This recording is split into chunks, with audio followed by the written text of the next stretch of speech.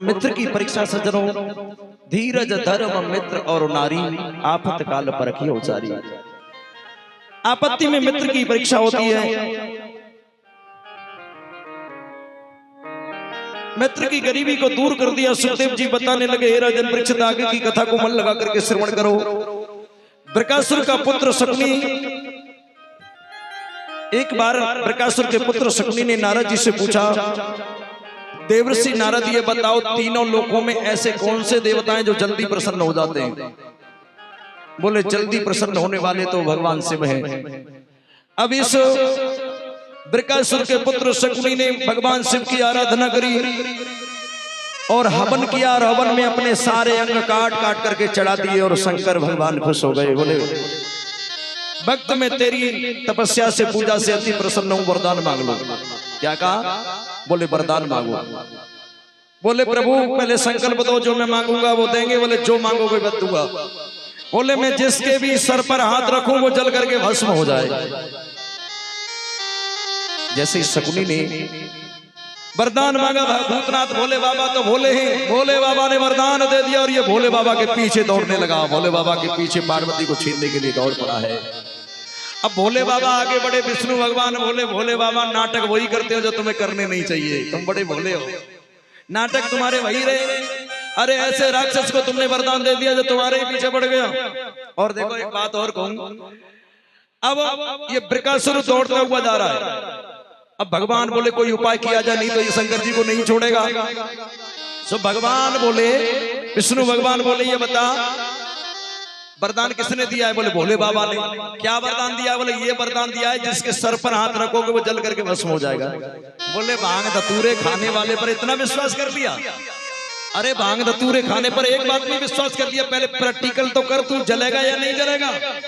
बोले, फिर क्या करूं? बोले, सर पे हाथ रख, और जैसे ही सिर पे हाथ रख, बोल भस्म भस्म भस्म, और जैसे ही बोला तो नीचे से आग लग गई और बृकासुर जल करके भस्म हो गया।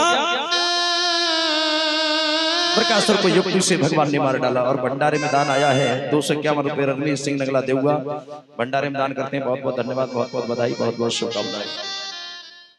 सुखदेव जी समझाने लगे, हे राजन परीक्षित, कृष्ण और बलराम ने राक्षसों को मार करके पृथ्वी के भार को हल्का किया। भगवान धराधाम पर अवतार लेकर के आए। कुछ राक्षसों को कौरव और पांडवों में युद्ध करवा करके मार डाला और पृथ्वी के भार को मेरे प्रभु ने अच्छा हल्का किया। सुखदेव जी बताने लगे, राजन परीक्षित, उस समय यादवों के जो आचार्य थे वो 3,128,00,000 यादवों के आचार्य थे। तो समझ लेना यदुवंश कितना बड़ा होगा। 3,128,00,000 आचार्य थे केवल, पूजा पाठ कराने वाले, तो यदुवंश कितना बड़ा होगा। और 51 रुपए रमन भगवान की कथा में भेंट करते हैं। बहुत बहुत धन्यवाद, भगवान इनकी रक्षा करे। इधर भगवान श्याम सुंदर ने देखा ये यदुवंशी अभिमानी हो गए, तो भगवान ने पिंडारक नाम का क्षेत्र है, भगवान ने अभिमानियों का विनाश करने के लिए एक युक्ति चली। पिंडारक नाम का क्षेत्र है जहाँ जामवती नंदन सांब के पेट से कपड़ा बांध करके एक ऋषि के सामने ले गए और ये पूछ लिया, ये बताओ इसके पुत्र होगा या पुत्री है? हमारी पत्नी है। वो लड़का था। ऋषि को क्रोध आया, न पुत्र होगा न पुत्री, इसके मूसल पैदा होगा जो सारे यदुवंश का संहार करेगा। और जैसे उस कपड़े को खोला तो उसे एक मूसल गिरा, और जैसे ही मूसल गिरा सज्जनों, मूसल जब जमीन पर गिरा, महाराज उग्रसेन ने उस मूसल को पिसवा करके, जो शापित है, पिसवा करके समुद्र में फेंकवा दिया। और उसके नीचे एक कील लगी हुई थी, उसको भी फेंकवाया। तो उसको एक मछुआरे ने निकाला और मछुआरे ने अपने पांड में लगा लिया, क्योंकि यदुवंश में ही भगवान कृष्ण आए। और जैसे ही समुद्र में फेंकवाया तो उससे एर का नाम की घास बनी, और यही एर का नाम की घास संपूर्ण यदुवंश के नाश का कारण बनी। यदुवंशी आपस में लड़ झगड़ करके विनाश होने लगा।